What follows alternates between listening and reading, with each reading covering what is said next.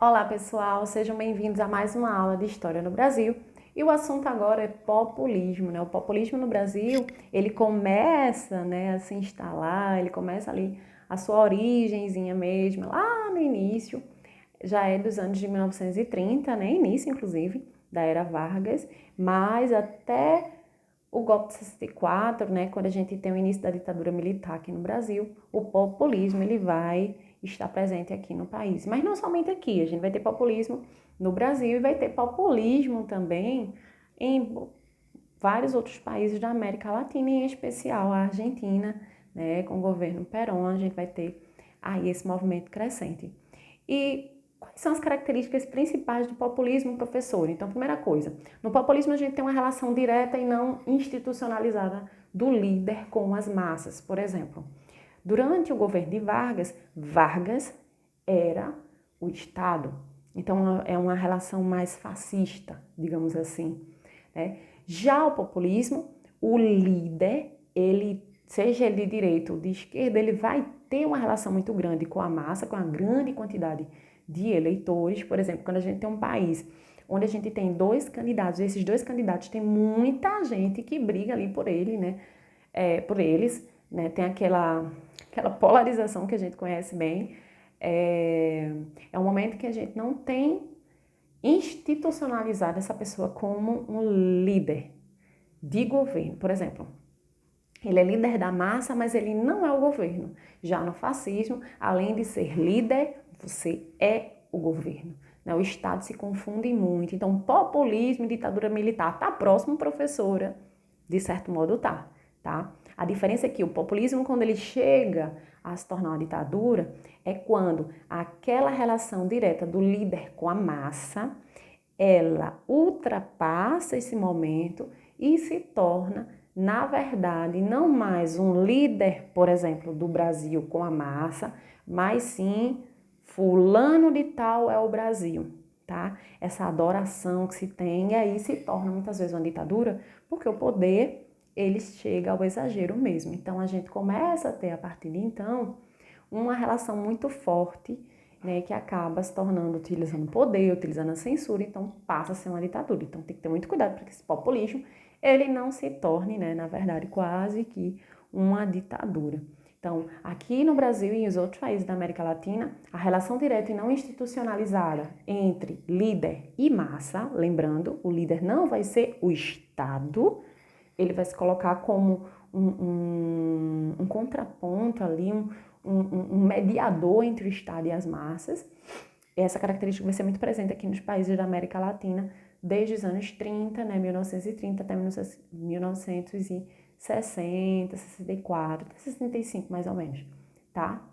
E aí a gente tem também nesse período nacionalismo econômico, um discurso em defesa da união das massas, então a gente viu muito isso aqui no país, né? Nós tivemos dois candidatos, um de esquerda e um de direita, e os dois candidatos agora há pouco, eles levavam consigo uma massa muito grande, né? Acabou a eleição, terminou, desarmou o palanque, mas a gente continua tendo uma grande quantidade de pessoas de um lado e de outro, tá? Falando de uma forma bem técnica, sem defender nem A nem B, até porque a gente não está aqui para isso, mas para que vocês compreendam que populismo não é um governo de esquerda, necessariamente, tá? A gente pode ter populismo num governo de esquerda, a gente pode ter um populismo num governo de direita.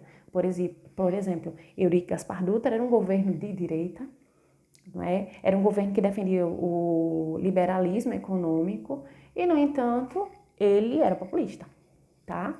A gente vai ter um período grande no Brasil aí em que o populismo ele vai ser muito presente oficialmente. Não estou dizendo que o populismo hoje no Brasil é oficial não, tá? Mas a gente ainda tem muitas questões dele ainda presente na política.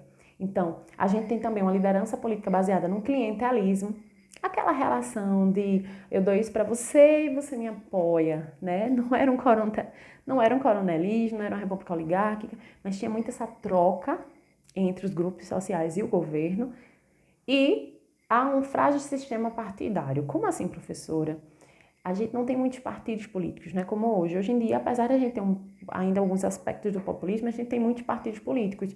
Então, isso faz com que o poder não fique nas mãos apenas de um grupo, né? Uma pessoa, mas Durante o populismo, o sistema partidário ele era muito fraco mesmo. A gente tinha poucos partidos políticos. O Partido Comunista, durante muito tempo, muitas vezes, vai se tornar um partido ilegal. Então, isso mostra, né, o quanto era frágil a questão dos partidos políticos aqui no Brasil. Então, o que é que eu fiz?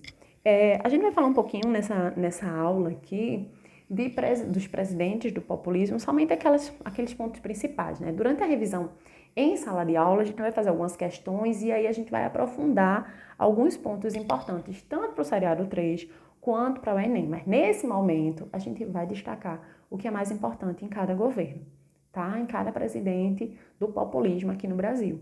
Então, o primeiro governante, né, inclusive eleito via voto, é o Eurico Gaspar Dutra, né, representante dos militares. Ele vai de 1946, desculpa, até 1951. E ele vai ser um grande apoiador do liberalismo econômico, né? Ele vai abrir o Brasil para as importações, e isso é um problema, né? Porque a gente vai importar mais do que exportar, então a balança comercial ela não vai ficar favorável, o que vai, de certo modo, gerar um problema para a gente.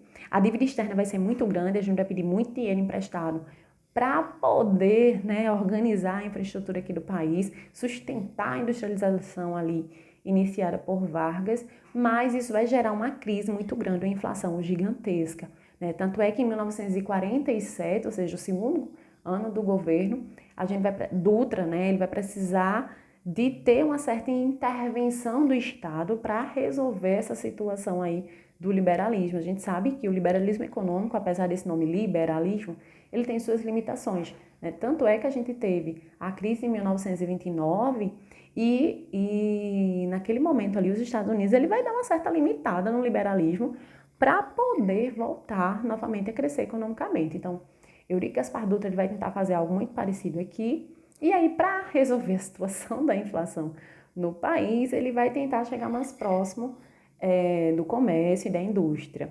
Em termos políticos, ele torna, né, em termos políticos, o PCB, o Partido Comunista Brasileiro, ilegal, novamente, coisa que Getúlio também fez lá no governo dele, né, e em 1946, primeiro governo de Gaspar Dutra, ele vai cancelar, né, essa proibição que Vargas tinha feito, mas um ano depois ele torna novamente o partido ilegal por medo, né, em vários lugares do mundo. A gente ouvia falar sobre o pós-Segunda Guerra Mundial, então a Guerra Fria estava ali se organizando de certo modo, né, se assim a gente pode falar de uma forma mais popular. E aí ele vem, né, com um plano chamado Plano SALT, né, SALTE, que era um plano para tentar trazer novamente a população a favor dele, né, não somente os empresários. Então esse Plano SALT ele teria um fortalecimento para a população da saúde, da alimentação, da rede de transportes, e aí a gente tem a dívida externa, porque ele vai pedir muito dinheiro emprestado, inclusive para a construção de ferrovias, e a própria energia, né, que era necessária para a indústria. Muita gente pensa, quando escuta, né, a sigla SALT, pensa que é saúde, alimentação, transporte e educação. Não, ele não vai apoiar isso. Até porque, minha gente, sejamos sinceros, onde tem um investimento na educação, há um certo poder sendo abrangido aí pela população mais carente. Então, isso não era interessante, né? Um governo extremamente liberalista é um governo que apoia cada vez mais a elite. Então, ele não vai se preocupar muito com a educação, né? A elite, ela tinha também, claro, um aumento maior, um acesso maior à educação, mas mesmo a elite, ela também tinha suas limitações, ela não podia também aprender de tudo, né? Então, de tudo um pouco, né? Gerar poder. O governo ele tinha que ter esse controle. Então, o Plano SALT foi uma tentativa do governo, né, de gerar apoio na população, que não deu certo, né? Só fez com que a nossa dívida externa aumentasse, a inflação era gigantesca, aí pipocou tudo, ele termina o governo, né? Não com uma crise política, mas em especial uma crise econômica, mas com poucos adeptos da parte da população comum, digamos, as massas, né? Ou a massa, né? Como alguns escritores preferem falar. E, convocadas novas eleições, o candidato que ganha a eleição, Getúlio Vargas. E é muito interessante a gente perceber que cada candidato do populismo, assim como até hoje, aquilo que é a fraqueza do candidato anterior, quando alguém vai para o palanque, ela consegue ganhar se ela for justamente de encontro a essa fraqueza. Então, Getúlio Vargas, ele começa a campanha dele falando aí um projeto extremamente nacionalista, trazendo aí ideias voltadas para o social, fortalecimento da economia do país, isso seria bom para empresários, isso seria bom para os operários. Então, claro, ele ganhou a eleição, voto secreto, maioria das mulheres votando, os trabalhadores aí com suas leis trabalhistas querendo aí colocá-las em prática, né? Os empresários ganharam muita força durante o governo de Dutra, então acabava atrapalhando um pouquinho aí os trabalhadores, né? Não ficou uma coisa equilibrada. Então aí Vargas ganha a eleição. Aí alguém pode dizer, professora, mas se durante a ditadura de Vargas ele foi contra tudo que ele tinha avançado na parte de apoio, né, do trabalho e tudo mais, por que é que agora as pessoas vão apoiá-lo? Porque agora ele estava participando de uma eleição com a sua candidatura oficialmente, sem golpe, tudo aparentemente certinho. Então ele entra, né, com esse projeto nacionalista, com medidas de caráter social, fortalecendo as leis trabalhistas, criando a CLT, que coisa boa, né, para o trabalhador. Até hoje a gente ainda tem a CLT, criando a Petrobras, né, em 1953, né, no segundo governo dele, fortalecendo a questão da infraestrutura no Brasil, e aí crescendo a economia, criando postos de trabalho, crescendo o ensino público, fortalecendo aí a luta das mulheres. Ele vai e coloca o ministro do Trabalho, o João Goulart. João Goulart, né, como quem já está avançado aí nos estudos sabe que João Goulart ele era uma pessoa ligada à questão da esquerda, inclusive era considerado comunista, né? Ele vai viajar muitas vezes para a China, né, fazer acordos políticos do Brasil, enfim, ele vai ser mal visto. E para completar, ele ainda vai dizer que Vargas deveria, né, ele começa a defender que Vargas deveria dar aumento de 100% ao trabalhador. Pronto, quebrou as pernas de Vargas, né, como a gente chama, como a gente diz, porque os empresários ficaram contra ele. Para completar, ele tinha como seu maior opositor no meio político e também na questão da mídia mesmo, o Carlos Lacerda, né, que era da UDN, justamente aquele pessoal que pregava que Vargas tinha que abrir mais o governo, acabar com aquela ditadura dele lá no Estado Novo e tudo mais. E aí ele sofre um atentado. Ele falava mal de Vargas para tudo quanto era lugar, principalmente no meio político, e ele sofre um atentado. E no atentado, quem morre é justamente uma pessoa que estava junto com o Carlos Lacerda, né, que era ligada às Forças Armadas. Então, olha o problema que Vargas ele conseguiu, né? Então, ele vai ter também oposição das Forças Armadas e ele começa a se ver ali numa pressão muito grande. Tem um filme, tá? Vargas, não, um filme chamado Getúlio, se eu não me engano é esse o nome do filme, mas vocês colocam na internet, vocês acham, que é justamente uma produção que fala desse período do governo de Vargas. É o governo que é republicano, constitucionalista, populista de Vargas, não é a era Vargas, tá? Onde Vargas vai crescer muito a questão das estatais aqui no país, mas, no entanto, ele vai gerar aí um problema em relação aos empresários, principalmente aqueles ligados aos Estados Unidos, que também não estavam vendo com bons olhos o crescimento de Getúlio Vargas, o fortalecimento dele político. Então, Vargas se sente muito pressionado, né? Eis que, diante dessa pressão, no dia 24 de agosto de 1954, Vargas ele é encontrado morto, né? Dentro do quarto, né? Aparentemente, ele teria atentado contra a sua vida, né? Há quem diga hoje em dia que não, talvez tivesse alguém no quarto dele lá, apoiando, pressionando para que ele se matasse, né? Ele praticou o suicídio, né? Que não é uma palavra legal da gente falar, mas a gente tem que ser realista. E aí, a partir do momento que ele faz isso, ele deixa uma carta, né? Vargas, na carta ele dizia lá Saio da vida para entrar para a história, de fato.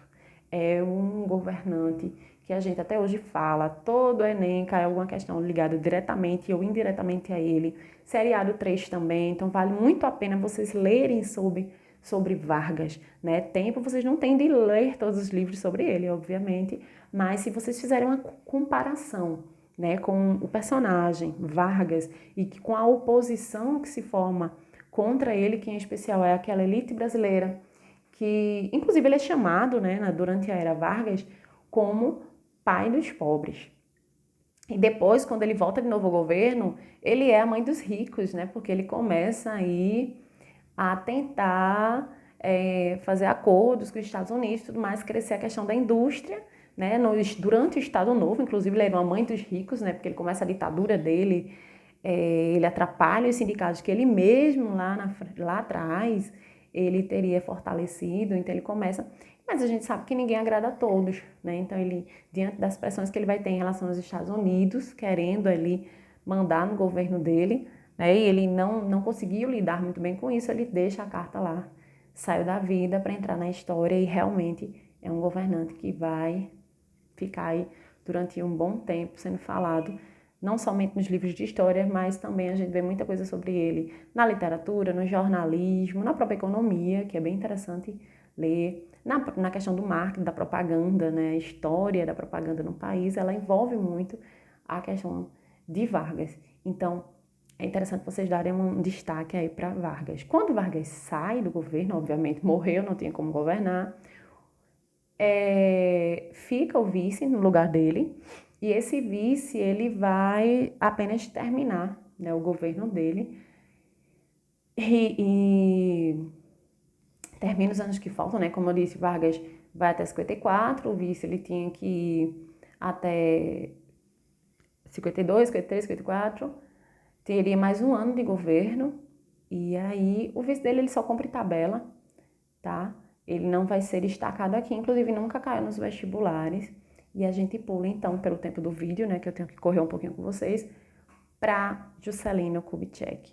Juscelino Kubitschek, conhecidíssimo nosso, 50 anos em 5, ele pregava tranquilidade política, JK, tranquilidade política e prosperidade econômica. Olha que coisa bonita.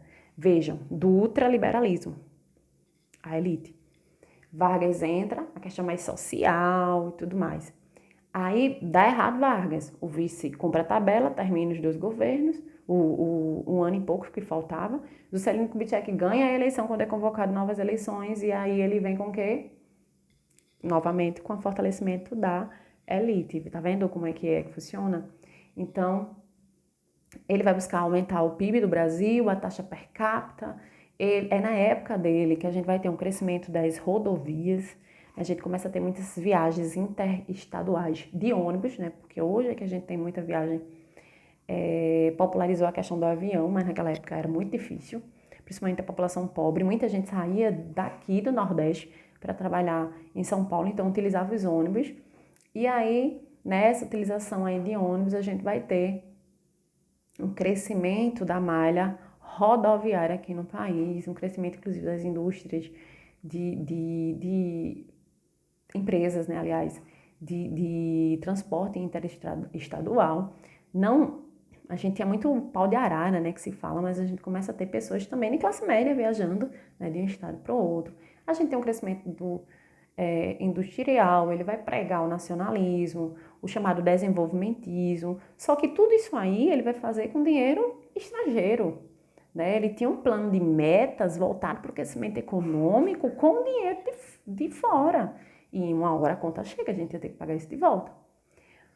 Ele ganhou, né, uma notoriedade muito grande, como eu disse, ele fazia parte do populismo no Brasil, embora que ele fosse mais voltado para as empresas, né, as indústrias, mas ele começa a se destacar, né, e aí ele vai e resolve tirar, né, a sede, né, a capital do país, do Rio de Janeiro, e transferir para Brasília. A Brasília foi construída, né, um projeto aí, uma influência muito grande do Oscar Niemeyer, né, a gente era a chamada cidade satélite, sem fios, né, nos postes pendurados, né, tudo muito organizado, especificamente para ser a sede do governo brasileiro, né, no meio, né, para dar aquela impressão de união entre as regiões, né, olha que coisa bonita. Só que a gente sabe que muito dinheiro foi gastado em Brasília, né, os candangos, pessoas que iam trabalhar em Brasília, sofriam muito, era quase uma situação de análoga à escravidão, e aí muita gente migrou para a região em busca de trabalho. A gente vai ter, né, a partir de Juscelino Kubitschek, essa coisa da corrupção muito forte, né? As pessoas, elas começam cada vez mais a realmente perceber que o governo estava gastando muito dinheiro, e dinheiro não somente do povo, mas principalmente aquele dinheiro que foi pedido emprestado, né? A dívida externa vai estourar. E ao final do governo de Juscelino Kubitschek, a gente tinha um país com uma nova capital, né? Brasília, coisa legal, mas a gente vai ter também muita inflação, a gente vai ter muito dinheiro aí perdido na corrupção aí de Juscelino Kubitschek. Infelizmente, isso é algo que a gente escuta muito falar no Brasil desde o período dos portugueses aqui, mas que durante a República, né, a gente tem um crescimento muito grande a partir de Juscelino Kubitschek, de uma forma muito mais clara, né? Não que tenha deixado de existir, mas que foi mais claro. E aí Juscelino, ele tinha a ideia de desenvolver o Brasil 50 anos, e 5 ele até desenvolve o Brasil bastante no período, mas ele desenvolve a dívida externa muito mais. Né? Ele sai do governo e deixa a gente com a inflação altíssima, né? Quem ganhou a eleição pós o Juscelino Kubitschek? O Jânio Quadros, né, que só passou alguns meses, ele não passa nem um ano, ele vem como um cara identificado com as massas, tinha no símbolo lá de eleição, de candidatura, aliás, e depois de governo, a vassoura, vai varrer a corrupção no país, né, resolver a situação que Juscelino tinha deixado, mas ele não tinha uma posição ideológica partidária, né, ele vai ser apoiado, ele vai ganhar a eleição somente porque Juscelino realmente estava muito mal visto, então as pessoas, principalmente a elite, quando apoia ele, apoia acreditando que ia manipular ele, ele faz uma imagem aperfeiçoada, né, caricatural, de coitadinho, mas as únicas coisas que ele conseguia aprovar aqui no Brasil era a proibição da briga de galo, proibição da lança-perfume, que tinha muito nas festas, né, o uso de biquíni na praia, o pessoal ficava com uma... Tem fotos, pessoal, no Rio de Janeiro, o pessoal em Copacabana com uma fita medindo o tamanho do biquíni do pessoal. E olha que eram biquínis bem compostos, né? Não vai poder usar mais biquíni do desfile das Miss, né? O Miss Brasil, Miss Pernambuco. As pessoas começam a utilizar maiô, as mulheres muito bem compostas, né? Meu Deus do céu! Tanta coisa para se preocupar, e a gente estava lá com um governante que não conseguia aprovar nada. Ele não tinha força política, ele não tinha partido político, ele se via de chacota, ele fingia ser pobrezinho, né, intelectualizado, porém aquela questão de coitadinho. Eu sempre andava com um sanduichinho dentro do paletó, usava um paletó velho, sujava assim de talco para parecer caspa, era uma coisa bem caricatural mesmo, né? E o povo brasileiro gosta de uma caricatura, gosta de um político que chegue, né, que faça aí chame a atenção, né? E aí Jânio Quadros, ele começa, né, o seu governo, e começa a virar chacota, não conseguindo apoio, inclusive, dos países estrangeiros, acabou se aliando ali a Cuba, que era um país que estava sozinho, né, aqui na América. Inclusive, ele condecorou, né, Che Guevara, né, ele vai, chama, homenageia Che Guevara, conhecido como uma pessoa que lutou pelas questões sociais, né, muito, porque tem até um filme, Diário da Motocicleta, bem interessante. Só que Che Guevara, quando ele morre, ele sai como um herói nacional, né, lá em Cuba. Mas quem fez parte também desse movimento Che Guevara, mas não morreu e virou um ditador, foi o Fidel Castro, né? Então, Fidel, ele vai ser visto de uma forma muito negativa. Então, talvez Che Guevara tenha sido visto como... Inclusive, tem camisas, né, que não tem direitos autorais, aquela imagem dele, só a cabeça, né, com a boina. Então, aquela imagem correu aí boa parte da América Latina como um movimento de contra a cultura, contra a política ideológica elitista, enfim, é bem interessante também vocês lerem um pouquinho sobre isso. Não estou dizendo que é bom nem que é ruim, mas estou dizendo que foi uma influência política muito grande que esteve aqui na América Latina na época. E aí, Jânio Quadros acaba renunciando. O vice dele, inclusive, era João Goulart. Né? Quando Jânio Quadros renuncia, em 25 de agosto de 1961, no ano que ele entrou, ele pensou que as pessoas iam atrás dele pedir por favor para ele voltar. Só que ele não tinha apoio nem do povo, nem dos políticos. E aí, ninguém vai atrás dele. E quem deveria tomar posse era João Goulart, né? João Goulart, que era tido como comunista, estava viajando naquele momento ali para a China. E João Goulart, ele vai sofrer uma tentativa de golpe por parte dos parlamentares, né, ligados à questão militar, que não queriam de forma nenhuma que João Goulart governasse o Brasil. Os militares faziam um bom tempo que eles queriam, né, dominar, desde ali, inclusive, a República da Espada, a gente tinha aí uma influência muito grande de alguns grupos mais radicais. E aí, ele volta de viagem, né, e ao Oriente. E aí vai ser instituído o parlamentarismo no Brasil. João Goulart ou aceitava entrar no governo via parlamentarismo, ou ele não conseguiria governar. Teria dado um golpe de governo e os militares ficariam no poder. Então ele aceita, né? A gente acaba tendo João Goulart, ele começa a fazer até comícios, né? Coisa que não pode hoje é só uma palestra, mas ele começa a fazer comícios, né? Ele faz até um comício muito conhecido na Central do Brasil, em 13 de março de 1964, em um local onde passava muita gente para trabalhar e tal, enfim. Ele ganha uma notoriedade muito grande em São Paulo, no Rio de Janeiro.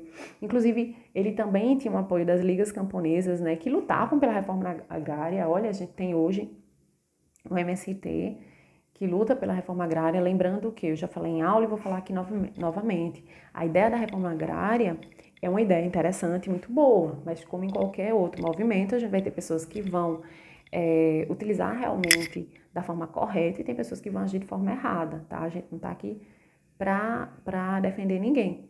Mas as ligas camponesas, que inclusive a gente tem muita gente em Pernambuco, eu tive a oportunidade de ensinar pessoas, inclusive, no próprio terceiro milênio, que tinham familiares que participaram das ligas camponesas, foi bem interessante a aula, muitos anos atrás, e o Francisco Julião era o líder da Liga Camponesa, mas a gente tinha outros líderes que se espalham, então a gente vai ter, por exemplo, Vitória de Santo Antão aqui pertinho, a gente tinha pessoas lá em Bom Jardim, inclusive, né? Eu lembro que os alunos que eu tive conheciam, né, tinham familiares de lá que tinham, né, antepassados dessa época aí que fizeram parte do movimento e as ligas camponesas eram bem interessantes, que inclusive elas tinham escolas próprias, né, para ensinar as crianças a questão da reforma agrária, aquela questão do coletivismo e tudo mais. Então, João Goulart apoiando esse tipo de movimento, inclusive as reformas de base. O que é uma reforma de base, professora? Reforma na educação, reforma política, reforma no transporte. Então, isso que ele pregava era tido de uma forma muito negativa pela elite. Tanto é que a elite faz um movimento contrário, né? E vai, inclusive, fazer um movimento chamado Marcha da Família com Deus pela Liberdade, né? Porque aqui no Brasil também tem isso. Você coloca muito o nome de Deus para conseguir alguns apoios políticos, né? O que, pelo menos a meu ver, política é uma coisa, a religião deveria ser outra. Isso, tecnicamente falando, não estou falando, não é um achismo. Isso é fruto de estudo. Todo mundo sabe disso, mas a religião muitas vezes é utilizada para dar a ideia dessa coisa de política limpa, né? E as coisas não deveriam se misturar, né? Quem já teve curiosidade de ler a Bíblia vai entender por que eu estou dizendo isso. E aí,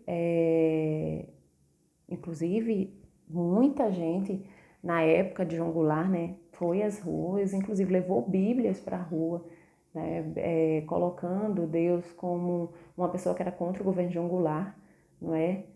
E João Goulart era visto como um presidente de esquerda, né? E um presidente de esquerda, ele tem o quê? Defende as políticas públicas de governo, ele é mais ligado, claro, à população mais pobre, então a elite não gostou, se juntou aos militares e à própria Igreja Católica e alguns outros cristãos, fez aí um movimento nas ruas contra essa popularização de João Goulart até que em abril de 1964, quando a elite se vê aí com o apoio dos militares, né, acaba pressionando o parlamento.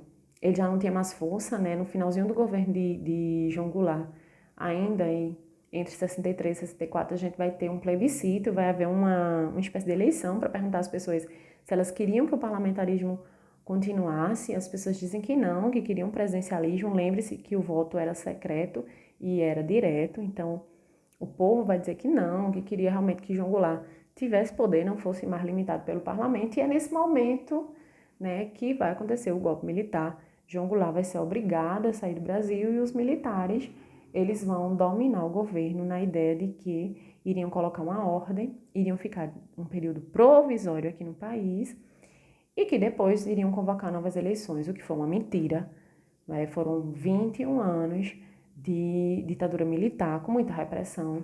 Nós que somos de cidade do interior, né, não vimos muito falar nisso, até porque no interior a gente não via muito essa expressividade da ditadura militar, dos militares, a censura e tudo mais. Mas em locais onde tinham muitas universidades, onde tinha muitos trabalhadores urbanos, principalmente nas capitais, a gente tinha um movimento contra essa força, essa repressão, essa censura, né, que os militares vão impor. Lembrando que nem todo militar vai apoiar o golpe militar. Os militares apoiaram o golpe, muitos deles, achando que o Brasil ia se organizar e depois voltaria a ser uma república logo em seguida. Só que aquele grupo intelectualizado que apoiou ali o movimento militar, a força dele, a base do movimento, depois ele se retira do movimento. Por quê? Porque o movimento passa a ser um período muito violento.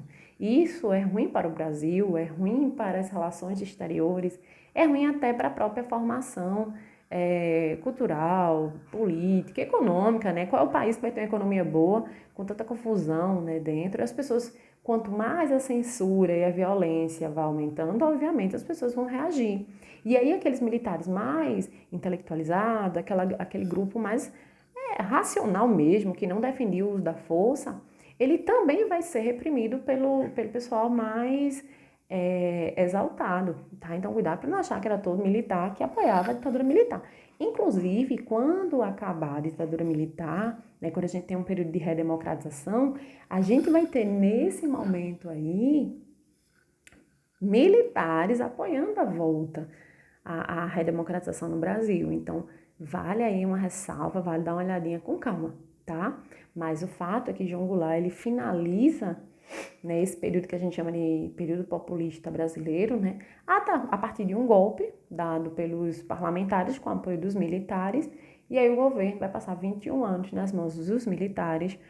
Durante esses 21, boa parte desses anos a gente vai ter o Congresso Nacional fechado, e aí a gente não tem a Constituição sendo colocada em prática, executivo, legislativo e judiciário independentes, né? Então, por isso que a gente chama de ditadura militar, dentre vários outros fatores, que é assunto de uma próxima aula nossa, tá bom? Então, esse vídeo aqui é para que vocês façam uma revisão sobre os conteúdos que a gente precisa para o Enem, para o seriado 3, e na próxima aula a gente tira as dúvidas sobre ele e faz questões, tá bom?